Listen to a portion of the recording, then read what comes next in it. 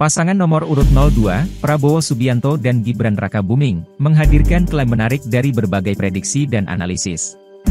Mereka diprediksi akan membawa perubahan signifikan dalam dinamika politik Indonesia. Ramalan pakar juga menyoroti kaitan Prabowo dengan Trah Mataram, menandakan akar historis yang kuat dalam kepemimpinannya. Namun, ada pula spekulasi mengenai masa jabatan Prabowo yang mungkin tidak akan berlangsung lama.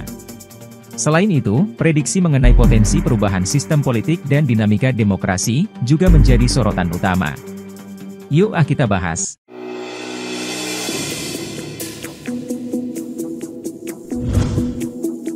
Pada tahun 1334 Masehi di Kerajaan Majapahit, suasana ruang panangkilan terasa tegang, saat para menteri berkumpul di hadapan Sang Rani Majapahit, Tribuana Tunggadewi. Di tengah keheningan yang terasa berat, Gajah Mada, yang baru saja diangkat sebagai Mahapati, mengucapkan sumpah yang kemudian dikenal sebagai Sumpah Palapa. Demi Tuhan Yang Maha Kuasa, jika telah berhasil menundukkan Nusantara, Gurun, Seran, Tanjung Pura, Haru, Pahang, Dompo, Bali, Sunda, Palembang, dan Tumasik telah tunduk, saya baru akan memakan palapa, ucap Gajah Mada dengan tegas. Namun, sumpahnya tersebut justru menimbulkan kegemparan di antara para petinggi kerajaan. Rakembar, salah satu musuh politik Gajah Mada, dengan sinisnya mengejek dan mencaci sumpah tersebut. Begitu pula Rabanya, yang turut mengejek dan menunjukkan ketidakyakinannya. Bahkan, Jabung Tarewes dan Lembu Peteng, tak bisa menahan tawa mereka, menganggap sumpah tersebut sebagai bentuk kesombongan yang patut diejek. Gajah Mada merasa terhina, dan kecewa oleh sikap para musuh politiknya yang menertawakannya. Arya Tada, yang juga dikenal sebagai Empu Krewes, dia adalah Patih Majapahit sebelumnya, dan dia adalah orang yang membujuk dan merekomendasikan Gajah Mada untuk bersedia menjadi patih menggantikannya. Meskipun Arya Tada telah berjanji untuk memberikan bantuan dalam segala kesulitan kepada Gajah Mada, namun kenyataannya, ketika sumpah itu diucapkan Gajah Mada, ia pun ikut menertawakan program politik yang diusung oleh Gajah Mada. Perasaan hina dan sedih pun menyelimuti hati Gajah Mada. Ia meninggalkan Paseban dengan hati yang berkecil, dan langsung menghadap Sang Rani serta Batara Kahuripan. Dengan penuh kesedihan, Gajah Mada memeluk kaki Sang Rani, mengungkapkan betapa terhina dan sedihnya ia karena perlakuan Arya Tada. Walau mendapat hinaan dan cacian, Gajah Mada tetap melaksanakan politik penyatuan Nusantara selama 21 tahun berikutnya, yakni antara tahun 1336 sampai 1357. Isi program politiknya ialah menundukkan negara-negara di luar wilayah Majapahit, terutama negara-negara di seberang lautan, yakni Gurun atau Lombok, Seram, Tanjung Pura atau Kalimantan, Haru atau Sumatera Utara, Pahang atau Malaya, Dompo, Bali, Sunda, Sriwijaya atau Palembang, dan Tumasik atau Singapura. Bahkan, dalam kitab Negara Kertagama Pupuh 13 dan 14, nama-nama negara yang disebutkan jauh lebih banyak daripada yang dinyatakan dalam Sumpah Nusantara. Demikianlah dapat dipastikan, bahwa program politik Nusantara itu benar-benar dilaksanakan oleh Patih Amangkubumi Gajah Mada selama masa jabatannya, sebelum akhirnya beliau wafat. Kita lihat pada debat calon presiden kelima di Jakarta Convention Center, GCC, Prabowo Subianto menegaskan visinya dengan penuh tekad.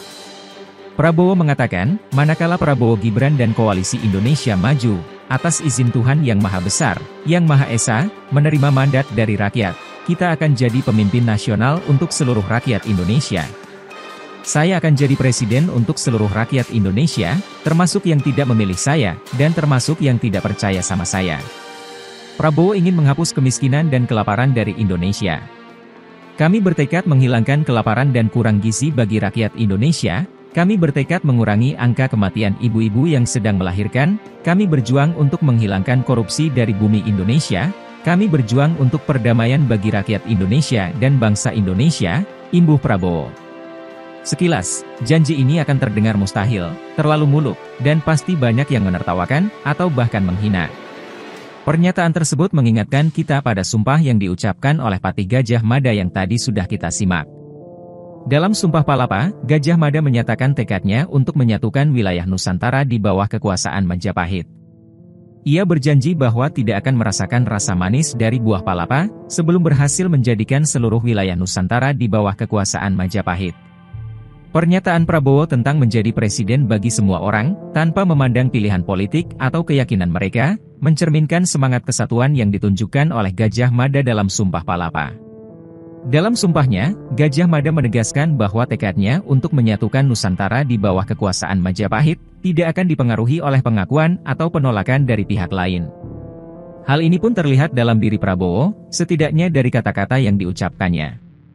Meskipun konteksnya berbeda, semangat Prabowo untuk memimpin secara inklusif, menghapus kemiskinan, kelaparan, serta memperjuangkan perdamaian dan keadilan bagi seluruh rakyat Indonesia, mencerminkan semangat kesatuan dan keadilan yang dinyatakan oleh Patih Gajah Mada dalam Sumpah Palapa. Kemudian, menurut penjelasan oleh ahli supranatural, termasuk Mbah Gatot dalam channel Ngaji Roso, mengungkapkan beberapa fenomena yang akan terjadi pada pasangan calon nomor 2, Pak Prabowo dan Gibran jika dilantik menjadi Presiden Indonesia tahun 2024. Prabowo Subianto diidentifikasi sebagai bagian dari Trah Mataram, sebagai keturunan ke-8 dari Sultan Agung, serta memiliki ikatan kekerabatan dengan Pangeran Kertanegara. Sultan Agung, sebagai pemimpin Mataram yang berpengaruh pada abad ke-17, memiliki warisan kebesaran yang masih diperhitungkan hingga kini. Dalam konteks ini, Prabowo Subianto dianggap tidak hanya memiliki pengaruh politik yang besar, tetapi juga terkait erat dengan sejarah bangsa. Sebagai keturunan langsung dari Sultan Agung, Prabowo dianggap mewarisi sebagian dari kebesaran Mataram. Meskipun dalam perjalanan politiknya ia mengalami kegagalan, hal itu dipandang bahwa Prabowo telah menebus kesalahannya, dan mencapai penebusan karma. Konsep karma, yang berasal dari ajaran agama Hindu dan Buddha, diyakini bahwa Prabowo telah mengalami pembalasan atas kesalahan-kesalahan di masa lalu, dan ini adalah kesempatan untuk memperbaiki diri. Kesempatan ini ditandai dengan bergabungnya Prabowo menjadi Menteri Kabinet Jokowi, lawan politiknya selama 2 periode. Dalam analisis berdasarkan teori siklus Cokro Manggilingan, yang menghubungkan masa lalu dan masa kini serta memprediksi masa depan politik Prabowo, ada penafsiran yang menarik. Teori ini melibatkan analogi, bahwa Pak Jokowi adalah Raden Wijaya, dan kemudian penggantinya adalah Jayanegara, putra dari Raden Wijaya. Raden Wijaya pada era awal Majapahit, memiliki janji sabda sebagai fondasi bagi pembangunan masa depan. Keterkaitan politik Prabowo dengan masa lalu, akan terwujud melalui interpretasi teori siklus ini. Prabowo dengan latar belakangnya yang memiliki hubungan dengan Trah Mataram dan keturunan Sultan Agung, dianggap sebagai figur yang mengemban peran dalam menegakkan janji sabda, dan menghidupkan kembali semangat kebangkitan. Dengan demikian, jika Prabowo dilantik sebagai presiden, ramalan dari pakar menunjukkan, bahwa semangat kesatuan, keadilan, dan inklusivitas, akan menjadi landasan utama dalam kepemimpinannya, sebagaimana tercermin dari narasi Sumpah Palapa, teori siklus yang terkait dengan masa lalu bangsa, dan janji sabda Raden Wijaya. Baiklah, jika yang tadi adalah ramalan yang bernuansa positif, sekarang kita simak beberapa ramalan, yang sepertinya mengarah kepada hal yang tidak diinginkan. Ada spekulasi, mengenai kemungkinan Prabowo tidak dapat menyelesaikan masa jabatannya. Beberapa pengamat, bahkan menyatakan keyakinan bahwa Prabowo Subianto, hanya akan menjabat selama 2 tahun, dan akan digantikan oleh wakilnya, Gibran Rakabuming. Koni Rahakundini Bakri, seorang pengamat militer, mengklaim bahwa informasi tersebut disampaikan oleh Ketua TKN Prabowo Gibran Rosan Ruslani kepada dirinya. Koni mengutip pernyataan Rosan, bahwa rencananya Prabowo akan menjabat selama 2 tahun, diikuti oleh Gibran selama 3 tahun berikutnya. Saya bilang apa dulu, saya mau tanya emang Pak Prabowo ini bakal jadi presiden berapa lama? Ini menyampaikan Pak Rosan loh, duta besar kita, mantan, di Amerika. Jadi rencananya 2 tahun, 3 tahun berikutnya diikuti oleh Gibran, tutur Koni dalam video. Setelah pernyataannya ini viral, Rosan Ruslani mengungkap, bahwa maksudnya tidak demikian. Walau pernyataan itu telah dibantah, namun beberapa pengamat lain, tetap memegang keyakinannya, bahwa Prabowo tidak sanggup menuntaskan masa jabatannya. Salah satu alasan utama yang sering disebutkan, adalah kondisi kesehatan Prabowo. Kemudian, ada pula spekulasi mengenai kemungkinan pergolakan politik, yang dapat menggeser posisi Prabowo dari jabatannya, dan menjadi alasan kuat berhentinya Prabowo. Lalu ada beberapa prediksi, akan ada beberapa kebijakan yang diambil oleh Prabowo dan pemerintahannya yang dapat menjadi kontroversial, dan mendatangkan kritik dari berbagai pihak. Spekulasi mengenai kemungkinan tekanan politik atau protes massa yang dapat mengancam masa jabatannya, menjadi hal yang tidak bisa diabaikan. Kembali dalam konteks teori siklus, Analogi bahwa Pak Jokowi adalah Raden Wijaya, kemudian penggantinya adalah Jaya Negara putra Raden Wijaya, menimbulkan pertanyaan serupa. Jika pengganti Jokowi adalah Prabowo, maka seharusnya yang menggantikannya adalah putra dari Jokowi sendiri, Gibran Rakabuming, sebagai manifestasi atau konsep reinkarnasi Jaya Negara. Namun ada pula kemungkinan bahwa suksesi Jaya Negara tersebut bisa gagal, seperti yang terjadi pada masa lalu, di mana beliau akhirnya terbunuh. Dalam analisis siklus teori ini, kita berharap agar hal tersebut tidak terjadi lagi, terutama karena Prabowo telah membayar dosa-dosanya sebanyak 3 kali. Dalam konsep ini, jika Jaya Negara tidak sukses pada masa lalunya, itu tidak berarti bahwa siklusnya akan gagal di masa depan. Prabowo diharapkan telah membayar karma-karmanya yang tertunda, dan semoga tidak ada intrik politik yang mengancam nyawa di negara kita ini. Selanjutnya, ada pula prediksi pakar asing mengenai masa depan Indonesia, jika Prabowo Subianto menjadi presiden. Salah satu pakar yang mengemukakan pendapatnya, adalah Ian Wilson, seorang pengamat kajian politik dan keamanan internasional dari Universitas Murdoch. Wilson menyampaikan prediksinya dalam opini yang dirilis di situs Vulcum pada tanggal 30 Januari. Menurutnya, jika Prabowo menang dalam Pilpres 2024, Indonesia mungkin akan mengkaji kembali penerapan sistem pemilihan umum tidak langsung.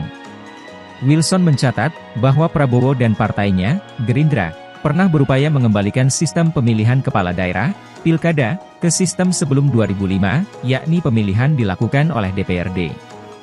Namun, upaya tersebut digagalkan oleh Presiden SBY pada saat itu, karena reaksi publik yang keras.